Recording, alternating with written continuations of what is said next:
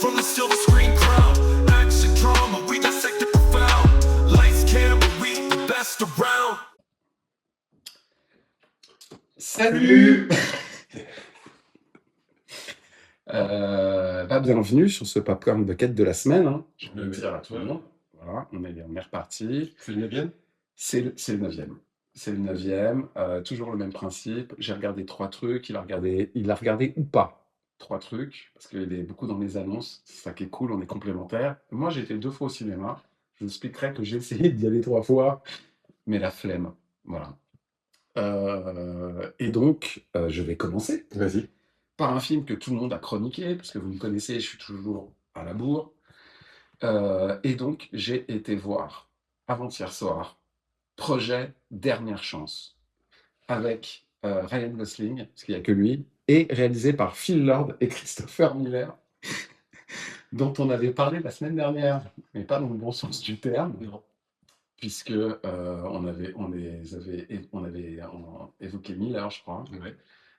par rapport à Je sais plus. en En tout cas, on l'avait évoqué, mais pas en bien. pas en bien, en parlant de 22 Jump Street. 22 Jump Street. Et ben, on retrouve à la réal Phil Lord et Christopher Miller, qui sont visiblement un petit couple, une petite bromance de cinéma, puisque on leur doit 22 Jump Street, donc une rose, le Lego Ouais. et Tempête de boulettes Tempête de boulettes géantes. géantes. Donc on est quand même parti effectivement sur un couple de cinéma, un couple de réalisateurs. Moi j'adore les couples de réalisateurs, je sais pas comment ils font, mais j'adore. Et qui sont des comiques en fait. C'est ça. Et ben voilà, Projet Dernière Chance. Moi j'ai adoré le film, j'ai kiffé. Il y a c'est ce que je disais à Morgane, il y a un temps mort un peu au milieu du film où si vous allez le voir trop tard, vous pouvez vous endormir. Sinon, j'ai adoré. Voilà, je trouve que c'est un espèce d'interstellar qui se prendrait pas au sérieux. Ryan Gosling cabotine dans le bon sens du terme en permanence. Tout est bien. Le film dure 2h37. C'est pas un peu long? Bah, c'est ce que je te dis, il y a, petit trou qui il y a, il y a- il y a de trop. un micro ventre-trou de, je dirais, 10-15 minutes en plein milieu du film. Donc oui, tu peux faire un film de 2h22, ce qui serait génial en plus, 2h22. Mais 2h37, qu'est-ce que tu veux que je te dise? C'est assez rafraîchissant pour subir le petit trou. Ça tient bien sûr uniquement sur Ryan Gosling, puisqu'il n'y a absolument quasiment que lui. Alors si, il y a aussi Sandra Hüller, qu'on a vu dans plein de séries, qui est donc une actrice d'origine allemande, qu'on a vu dans plein de séries, qui est un peu le clown blanc du dos. Mais voilà, je trouve que l'équilibre entre humour, sérieux, scientifique, grande épopée interstellaire, etc., est hyper, hyper réussi. Donc je vous conseille d'aller le voir et d'aller le voir sur grand écran. Le cinéma va mal. Les chiffres sont tombés maintenant sur la fréquentation des salles. Et C'est la merde. D'accord. C'est la grosse merde. Donc, si vous voulez pas vous retrouver qu'avec des films Netflix scénarisés par ChatGPT, allez allez vous faire une petite séance et allez voir ce film Dernière Chance avec Ryan Gosling. À toi, mon frère. Ouais, alors moi j'avais pas forcément envie de vous parler de ce film-là parce que je pensais que c'était un peu casse-gueule, mais tu m'as demandé, enfin tu m'as incité à en parler et effectivement, je me suis penché sur le dos. En fait, j'avais pas envie. Et comme tu. Alors, on va expliquer en une seconde. Promis, c'est que tu sais que je déteste les bandes annonces. Ouais. Donc, je ne fais jamais de réact parce qu'en fait, je ne les regarde pas. Mais j'ai vu que beaucoup de gens réagissaient. C'est ça. Et donc, On en parle, je mais c'est normal, t'utilise. parce que ça va être. Non, mais ça va être. Je pense que ça va être quelque chose d'assez important. Là, il y a des billets en pré-vente quand même, Oui, oui, tout à fait. pour un film. Voilà, parce que ça va parler d'une grosse star. Donc, on va parler de Michael. Michael, voilà, Michael, biopic sur Michael Jackson. Alors, biopic ou pas biopic, franchement, j'en sais rien. En tout cas, il y a des images qui ont l'air d'être des images de biopic, réalisé par Antoine Fuqua, donc c'est, Un monstre un monstre, ouais, parce que hollywoodien. voilà, donc qui a explosé avec, Training Day, Mmh. où il y avait Denzel Washington. Il Hem, écrit aussi, il a pas fait que réaliser. oui, tout à fait. Il a réalisé aussi tous les Equalizer Oui, avec Denzel Washington. gros alors il a un nom, bon, enfin j'ai vu qu'elle a Oui, c'est pas faux. mais ouais, en termes de voilà, réal gros spectacle, action américain, le mec, Ah, il est très fort. il est très fort. Donc là, il revient avec le biopic. Bah, tout le monde a déjà vu la bande-annonce, comme on l'a dit, hein, on a eu le droit à plein de critiques. Pas moi. Bah ouais, pas toi. Plein de critiques pas très élogieuses sur les quelques images qu'on a pu voir. Mmh. Bah, s'attaquer à un film sur le king de la pop, avec ce que ça comporte en controverse, parce que je rappelle quand même que Je n'en sais rien. non, on sait pas. Moi, je sépare l'homme de l'artiste. Il fallait s'y attendre. Donc on retrouvera dans le rôle de Michael, Jafar Jackson. Ouais. Jafar Jackson, qui est le neveu de Ouais. Michael Jackson, le fils de Jermaine Jackson. Mmh. Donc, Ça reste en famille, hein. Ils Ça peuvent pas reste faire en autrement famille. ces gens, hein. Exactement. Alors, comme tous les Jackson, Jafar, il est acteur, mais il est aussi chanteur, danseur. Ouais, C'est il sait tout faire. c'est ça. Et on l'avait déjà vu, comme par hasard, dans une série sur la vie des Jackson. Mmh. Il revient Mmh. encore, donc je pense il sera coltiné toute sa vie à travailler sur la famille. Bah, alors le film est attendu au tournant. Que va-t-on apprendre de nouveau? Les controverses concernant la pédocriminalité de l'artiste seront-elles traitées? Ça m'étonnerait. Alors moi, je pense pas que ce soit traité, je pense que ça sera évoqué, parce que je pense qu'en 2026, c'est compliqué de faire autrement. C'est pas là-dessus. Maintenant, de quelle façon, sachant que c'est le neveu qui joue, que forcément, il y a toute la famille derrière parce que tu ne peux pas faire un film sur Michael Jackson si tu pas les Justement. droits. Et parce que sinon, c'est beaucoup trop cher. Justement, tu parles de la famille. Janet, Mmh. la sœur Mmh. cadette de Ah, ils sont Michael. tous coproducteurs, j'imagine, hein. Alors c'est pas de façon c'est pas de la coproduction dont je voulais parler, c'est qu'elle, elle a vu le film D'accord, et elle est pas contente. d'accord. Janet est pas contente Janet est pas contente. et on sait Sachant que c'était la personne la plus proche bah, c'est son dans la sosie en famille, plus. Il y a de eu Michael. d'ailleurs une espèce d'histoire bizarre où quand Janet explose, tout le monde pense que c'est Michael qui se déguise, quoi. Ouais. Bref, les gens sont imbéciles, voilà. Donc voilà, pour cette, petite actu, alors regardez la bande annonce, c'est quand même bien foutu, hein, ils savent bien faire les Américains. On a des images très, très connues qui sont reprises dans le film, on a du Quincy Jones, et puis on a Michael habillé comme dans les clips et tout. Mmh mh. Non, c'est vraiment top, donc allez voir la bande annonce. Par contre, le film, on attendra le 22 avril pour le découvrir sur les écrans. Encore un 22, c'est formidable. Donc on parlait de Michael. Hihi. Et je vais, maintenant passer à quelque chose que tu m'as donné envie d'aller voir parce que tu l'avais évoqué Tout à fait. en termes de genre It's Coming. C'est le film français Police Flash 80, réalisé par Jean-Baptiste Sorel, à qui l'on doit pas grand-chose à part un Zorro claqué au sol avec Jean Dujardin. Mais ben, il y avait un peu tous les ingrédients pour qu'effectivement j'aille voir une comédie française au cinéma. Les années 80, j'avais vu, alors pour le coup, parce que tu m'avais donné envie, j'avais été voir la bande-annonce, Mmh. et puis c'est quand même une bande-annonce qui tourne beaucoup, donc c'est compliqué de pas tomber dessus.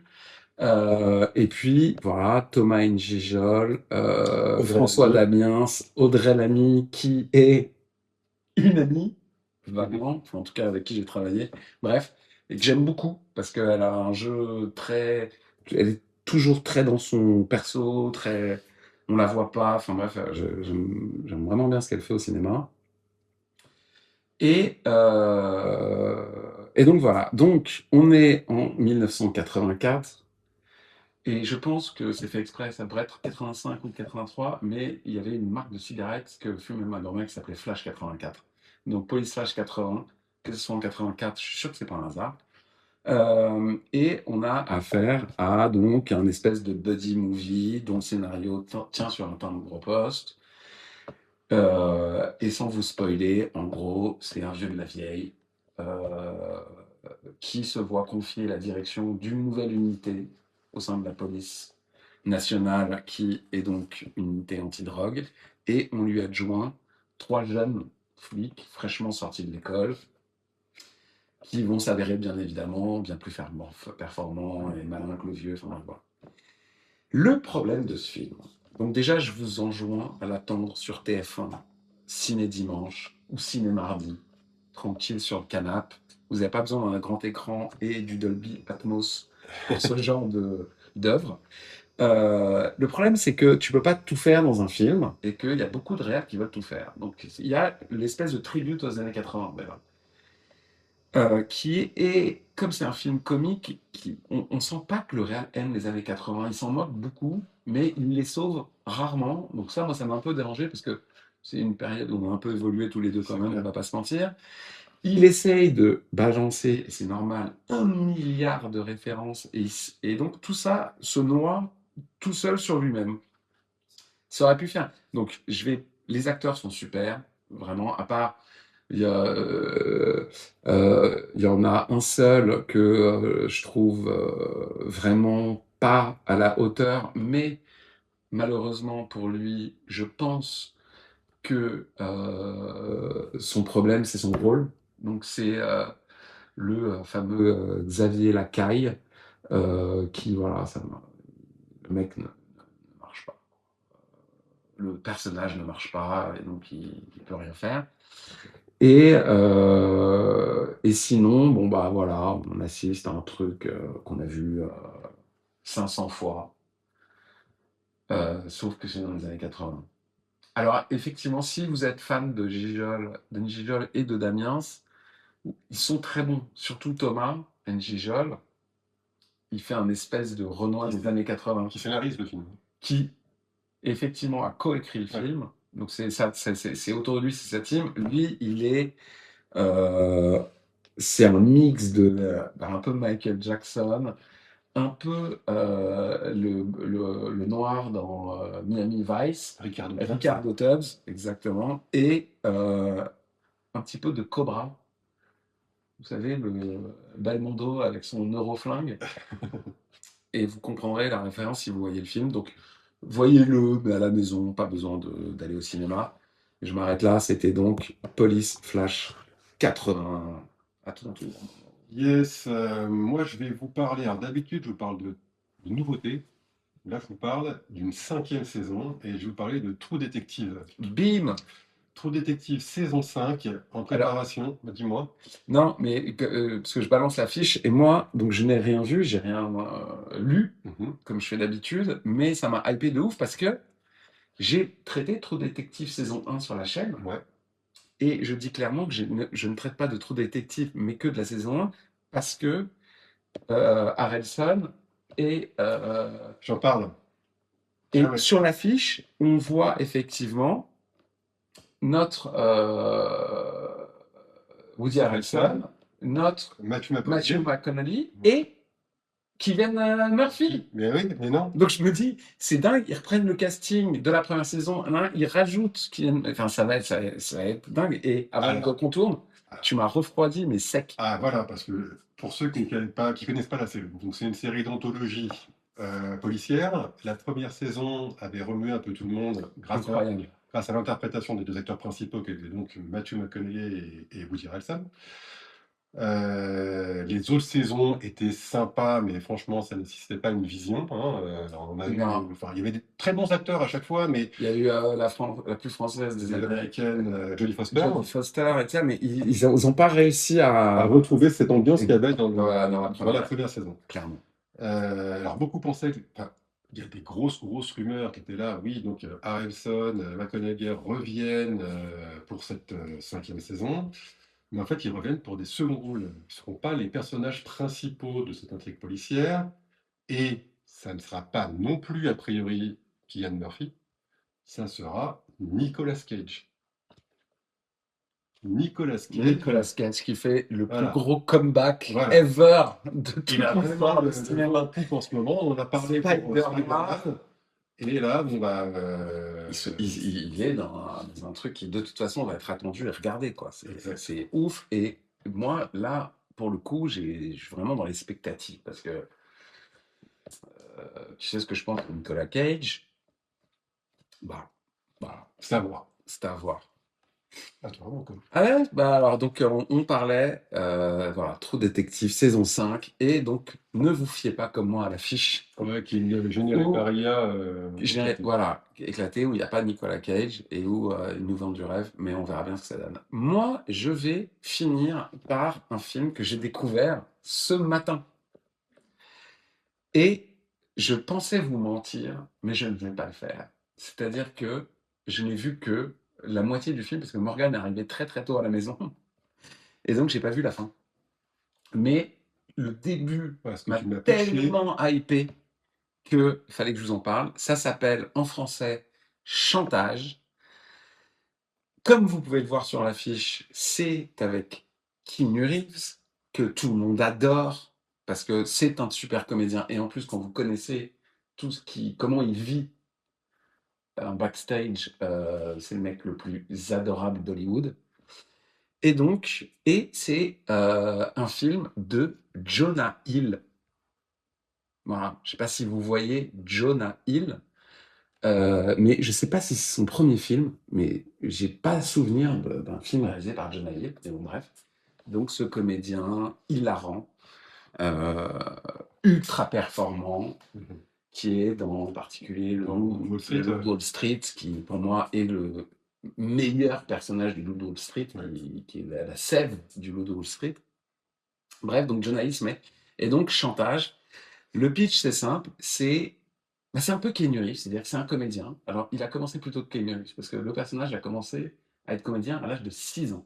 C'est-à-dire que le film commence par une archive d'un late show américain quelconque, où tu le vois, il vient en smoking, à 6 ans, chanter, il fait des claquettes, machin, etc., bref. Et le type, donc très vite, là je vous spoil rien, parce que ce que je vais vous raconter, c'est les 4 premières minutes du film. On comprend que cet acteur a été dans les 3 plus grosses franchises de l'histoire du cinéma. Il ne les précise pas, mais on imagine des grosses franchises. Il a eu 2 fois l'Oscar du meilleur acteur, et il est adoré, adulé par tout le monde. Voilà, c'est même pas Tom Cruise, parce que Tom Cruise, il y a le côté scientologie, il y a toujours des... Lui, voilà, Et, ça fait 5 ans qu'on ne l'a pas vu, parce que, et pareil, je vous spoil rien, hein, c'est vraiment dès le début du film, parce qu'en fait, il a subi une cure enfin, s'est arrêté pour se soigner, parce qu'il était complètement addict à l'héroïne. Et au bout de 5 ans, il est complètement sobre, il est réaligné, tout ça, et donc il décide de revenir, ce qui, just like that pour lui, hein, il n'y a aucun problème. Il fait une première interview, et à la fin de cette interview, on est toujours dans les 5 premières minutes du film, il y a un de ses avocats, parce que c'est des gens, imagine Tom Cruise, il a plein d'avocats pour négocier ses contrats, et il a un avocat qui est un gestionnaire de crise. C'est très courant aux États-Unis, qui l'appelle et qui lui dit c'est la merde, c'est le bordel, c'est un truc de ouf, je débarque chez toi demain matin à 10h30, attends-moi. Mais il lui dit pas pourquoi c'est la merde, ni rien. Et le film commence comme ça. Et ce qui est... Alors, quand on a vu The Drama, là, qui est au cinéma encore actuellement, etc., il y a les mêmes idées un peu de mise en scène. C'est-à-dire que tous les gens autour de Keanu Reeves jouent un peu trop. Ils sont tous faux, en fait. Mais Keanu Reeves, lui, il reste... C'est le seul qui est crédible, en fait, qui est réel. Et surtout, donc je ne peux pas vous dire vraiment comment ça va se finir, mais en tout cas, pendant toute la première partie du film, tu ne sais jamais. C'est-à-dire qu'on lui explique qu'il y a soi-disant une vidéo qui traîne, qui est tellement grave sur lui qu'on pourrait lui estorquer de l'argent, le faire chanter. C'est pour ça que le film s'appelle Chantage. Mais on ne sait pas si la vidéo existe vraiment, quel est le contenu de cette vidéo. Et tout son monde autour de lui va se mettre en œuvre et va monter le truc en épingle, alors et lui, il comprend pas, en fait. Mhm. Et le réal est très fin parce qu'il laisse un paradoxe, c'est-à-dire que il comprend pas. Tu vois bien qu'aujourd'hui, c'est un mec comme Keanu Reeves aujourd'hui, c'est un type, à mon avis, tu peux aller fouiller dans les poubelles, tu trouveras jamais rien. Rien du tout. Sauf que, en fait, il a été addict pendant des années. Et quand tu es addict, il y a des trucs dont tu te souviens pas, etc. Donc, Ouais, il joue sur ce fil-là de peut-être qu'il y a quelque chose, mais voilà. Keanu Reeves est dingue. Il y a Cameron Diaz, qu'on n'avait pas vu depuis longtemps. qu'on a. Alors, et je vous le dis tout de suite, elle n'a pas bougé. Ça fait 10 piges qu'on n'a pas vu, la Ah, meuf. c'est congelé, en fait. Elle est sortie de son congélateur, mais alors, qui est. Bon, on connaît Cameron Diaz, hein, c'est comme. Enfin, c'est une actrice américaine, donc elle est bonne. Et vraiment, donc je n'ai pas vu la fin du film par ta faute, mais je vous dis, ce film m'a hypé. Malheureusement, c'est sur Apple TV, donc je sais que c'est pas la plateforme la plus dispo pour tout le monde, mais si vous avez Apple TV, vraiment, moi, j'en suis à 45 minutes, je me régale. Et en plus, c'est un petit film, c'est 1h23. Et tu sens bien que le fond du sujet, effectivement, il fallait pas faire 2 heures. Ouais. Et ben, il fait 1h23. Et je sens que je me régalais Ah bah, sur ça a les l'air très, très 45 bien. minutes. Ça a l'air très, très bien. Voilà, c'est chantage. Et puis, c'est juste le bonheur de voir Keanu Reeves dans autre chose que de claquer la gueule à des gens. Dans John Wick, moi, j'avoue que ça m'a fait du bien. Voilà. Nice. Moi, je termine par quelque chose de très rapide parce que j'ai vu peu de choses. Je cherchais quelque chose de sympa. J'aime bien essayer de trouver des petites pépites dont on n'a pas beaucoup parlé. Et là, je tombe sur 3 mots. Windows Bay. Windows Bay, une série qui a l'air d'être attendue. Je regarde date de sortie 29 avril. C'est Windows ou Windows? Windows. Alors, j'ai pas la bonne affiche. Ah, ouais, non, c'est pas ça. Mm. C'est pas grave. Ah, bah si, c'était peut-être ça. C'est moi qui me trompe peut-être. Bah, je Ouais, sais pas. On s'en fout. Windows Bay, 29 avril, Apple TV. Donc là aussi, ce sera peut-être pas forcément le plus facile à trouver.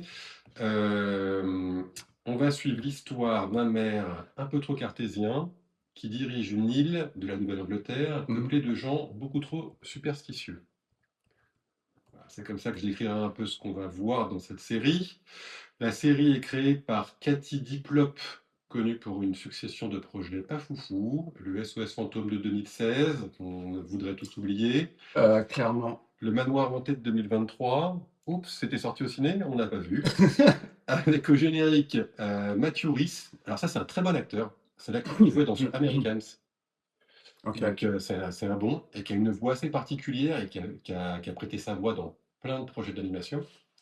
Il sera accompagné d'Ava Gaudet et de Sean Fitzgibbon, pas ultra connu comme acteur. Alors vous me demandez, mais pourquoi est-ce qu'on parle En fait, de cette ça? meuf, je suis désolé, je la connaissais pas du tout. Ouais. Donc cette meuf, elle est principalement, elle était scénariste, elle a été actrice et c'est son premier. Elle est showrunner là-dessus. Oui, en c'est fait. ça, Elle est exactement. showrunneuse. Ce qui est, on dit réalisatrice, mais un showrunner sur une série, c'est Dieu. Donc le réal, d'ailleurs vous voyez souvent les épisodes, c'est pas les mêmes réals, Ouais. parce que ça tourne en multi-équipe. Le vrai réal, Jésus, God. Alors, Attends, je termine. fini. Ouais, fini. Alors, vous me demandez pourquoi est-ce que j'en parle? Parce que bon, la réalisatrice, en tout cas la showrunneuse, les acteurs, c'est pas forcément des super cracks, on les a pas vus partout, c'est pas des superstars, mais parce que la bande-annonce, elle est très très bien. La D'accord. bande-annonce hyper bien foutue, pleine de mystères, et donc la série mélangera humour et horreur. Et ça aussi, c'est des choses qui peuvent Ouais. me plaire, et La- ça a l'air assez intéressant. La Scream. Ouais. Ou Scary Movie. Ouais. Oui, alors, God. alors juste, j'ai complètement oublié de vous dire un truc hyper important et on finira la vidéo là-dessus. C'est que dans Chantage, il y a God. Je n'en dirai pas plus, mais il y a God et qui a un rôle, c'est un personnage. Voilà. Oui, parce qu'il joue souvent son propre rôle, mais là, Là, c'est un vrai perso. et c'est God. Donc God, je vais pas dire qui c'est parce que les vrais cinéphiles auront compris qui c'est. Il y en a qu'un qu'on appelle God et que tout le monde appelle God sur un plateau et c'est pas lui qui a décidé, c'est les autres. Et ben, vous pourrez voir God en comédien dans une scène vraiment juste face à face avec Kenny Reeves qui est j'ai les voiles. C'est que- c'est pas la meilleure scène du monde, mais ne serait-ce qu'il God face à Kenny et ce qu'ils font, c'est une tuerie absolue. Voilà, donc c'était un tout petit add-on sur chantage, boom, voilà, que je vous conseille. Moi, je vais le finir de ce pas.